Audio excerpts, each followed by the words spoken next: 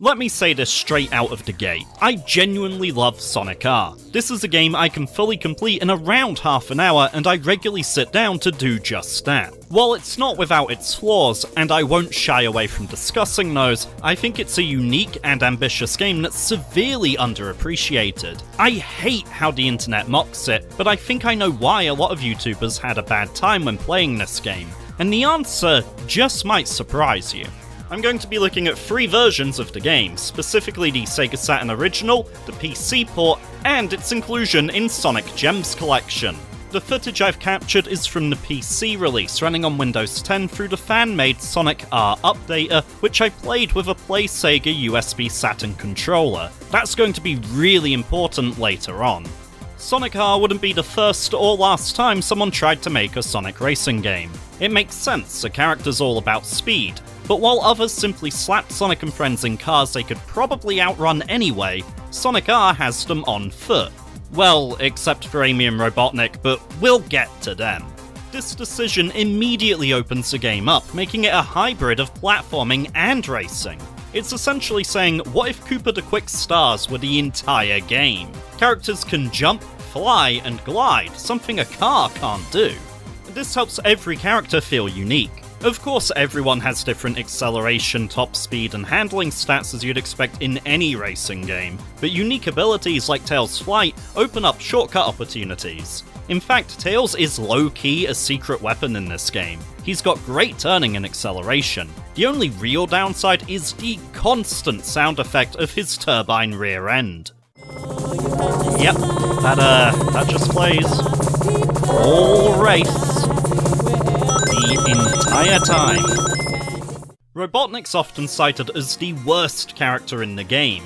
A lot of people point to the missiles he can fire at other racers and how useless they are.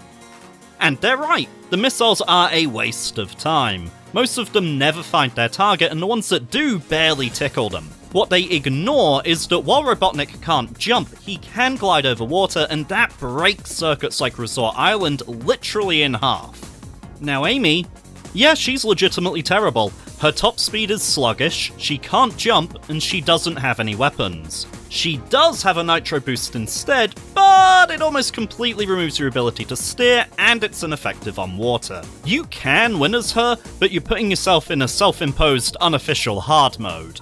Either way, most characters can get airborne, and that immediately presents course design opportunities traditional racing games simply don't have.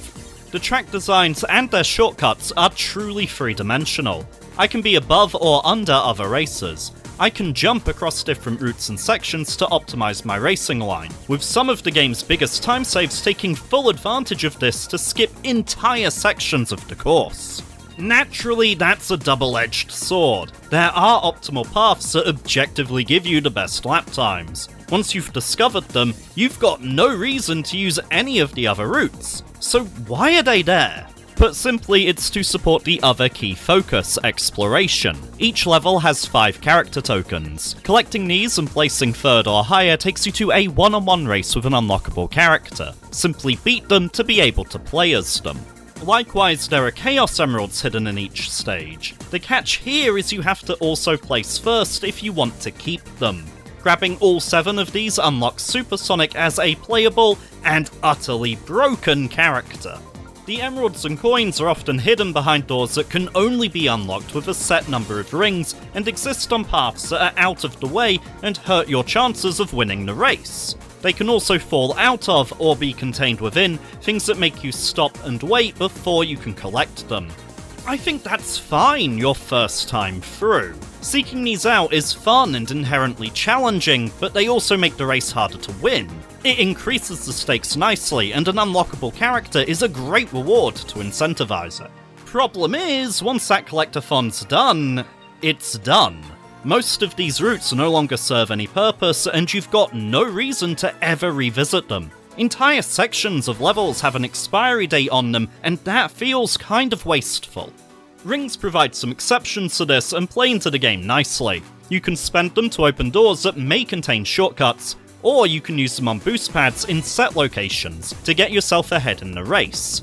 You might sacrifice an optimal racing line to grab some rings, and you'll make on-the-fly decisions that have conflicting short-term and long-term benefits. It can get really interesting when you're approaching an alternate route and you've got the rings to unlock it, but your opponents are right behind you and might follow you through. You question if you should deny them the free pass and purposefully miss it, or whether to hang back, let them overtake, and see if they've got enough rings to open it for you.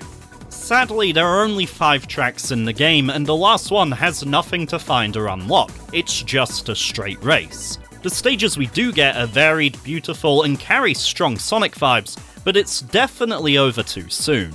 Of course, if we look at it in the context of when it came out, then it's much more forgivable. Sega Rally had 4 circuits. Ridge Racer essentially had 4 variations of the same track, and Daytona USA had 5 on Saturn, 6 on PC. There are even attempts to get more mileage out of the levels we do have, besides the hidden collectibles we already talked about. The PC version introduced different times of day and weather effects. Snow provides the most dramatic change. I love how it looks, especially the effort put into the new texture maps, and all of the water freezes over so everyone can run on it, making it how speedrunners prefer to play. These options weren't in the Saturn release though, and the snow variants kind of feel like cheating to me, so I tend to play without them. I really notice and miss the unique elements of this game's level designs when I reach the finale, Radiant Emerald. It being a fairly straightforward course where there aren't many opportunities to use characters' unique abilities highlights how unevenly balanced the roster is, especially once you start unlocking the secret characters. Metal Sonic can hover over water for a moment, allowing you to hop across like a skipping stone. He's fast, but hard to handle. Tails Doll is kind of weird. He does an odd, slow float instead of a jump, and I genuinely struggled to win races as him. Metal Knuckles is one of my favourites though. He's got a good balance of speed, acceleration, and handling while also having Knuckles' glide ability. Egg Robo, oh boy, he's useless. He can't jump. Unlike Robotnik, he sinks in water. He does have a gun, but yeah, it's pretty pitiful. Same as Robotnik's missiles. I think he's a joke character, like Gon or Dr. B in Tekken 3. You only pick them if you want to humiliate your opponent and give yourself a handicap when playing against your kids or something. It's also weird he's unlocked in Regal Ruins and not Reactive Factory. With all of the Echidna Sphinxes and such, it's definitely a Knuckles stage, but you unlock Egg Robo there instead of, you know, Metal Knuckles. The ordering on the character select screen implies those who were originally swapped around, and the credits even has a shot of Egg Robo in Reactive Factory. Finally, we have Super Sonic.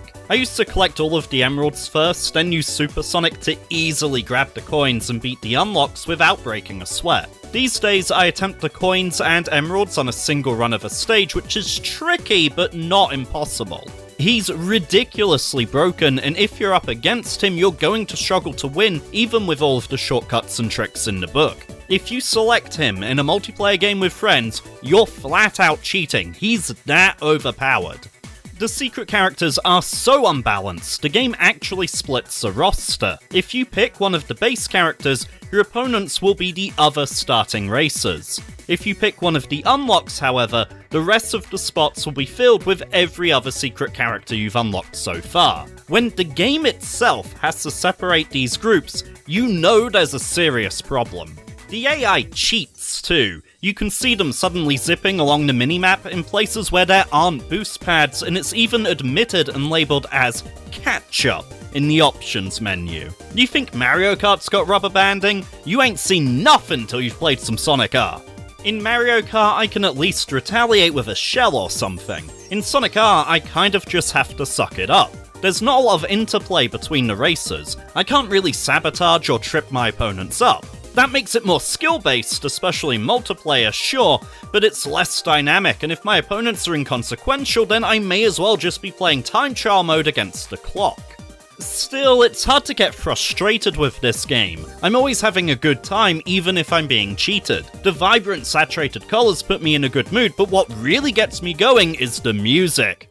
So take me back in time to another world where you can be mine. We don't have to worry when you're by my side. I'm serious, I listened to this stuff outside of the game itself. It's cheesy, it could almost be a parody of 90s pop music if it wasn't so damn sincere, but I absolutely love it. The soundtrack's Marmite, there's no in between, and I firmly stand as a massive, unapologetic fan of it. If RuPaul ever asked me to lip sync for my life to a TJ Davis and Richard Jacks number, that other bitch would be going home. Bar a few wrinkles, this all sounds pretty great, right? It's an ambitious, innovative, and to this day unique title that deserves more spotlight and a second chance. So, why does the internet hate it? What's the deal breaker? I think it comes down to most reviews being from Americans who played the GameCube Sonic Gems collection and how the controls translate to that controller. Yeah, something that simple. Let me explain. Up is accelerate with left and right turning. It's borderline tank controls. On a Saturn D-pad, I can keep my thumb on up and rock it left and right to turn while still holding accelerate, and it actually feels pretty good.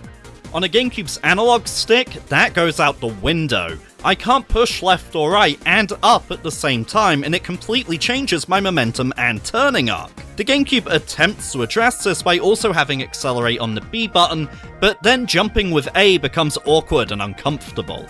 You can also use the shoulder buttons to make sharper turns. On a Saturn controller, these are shallow binary buttons you can click quickly. A GameCube controller has pressure-sensitive analog shoulder buttons that have greater travel and require a deeper press, feeling sloppy and unresponsive in comparison. You've probably seen a lot of clips of people trying to grab this one particular coin. They overshoot it, slowly turn around, and exit again. On a Saturn controller, I can reliably get that coin every time without much issue. I can even abuse the fact that characters bounce off walls to easily reposition myself. But look what happens when I try and collect this much easier coin on the GameCube release. This right here was the moment it clicked for me and I finally understood what I'd been seeing online and why. The game controls fine on a PS2 pad where we have a D-pad and shoulder buttons that are much closer to the Saturn experience, but the PS2 version only released in Japan and Europe, not America. Now, I'm not saying this to call US YouTubers out. They have to go with the version that's available to them. But even as a big defender of this game, I found it to be utterly alien and nearly unplayable on a GameCube controller. I get where they're coming from, but Traveler's Tales developed this title around the Saturn controller they had at the time, not the future GameCube pad that wouldn't be designed for years to come. You need a D-pad and shallow shoulder buttons to enjoy this game. To play it with anything else is a disservice to both yourself and Sonic R. As an aside, this isn't intended as a knock against the GameCube controller in general. It's a very ergonomic controller that works really well with games that were designed with it in mind. It's just a really bad match for this one particular niche retro game that happened to get a re-release on the platform. Don't lynch me in the comments. To be absolutely clear, I thoroughly recommend Sonic R. It doesn't deserve its bad reputation, and you're sleeping on one of my absolute favourites here. Now, where do we go from this point? Well, there are a couple of options. One choice is just to go straight to Sonic Adventure. There could be some benefit in sidetracking and going to other spin-offs in the 8-bit games, or I could talk about a different game series entirely for a bit, just, hit pause on Sonic and maybe come back to it in a month or two.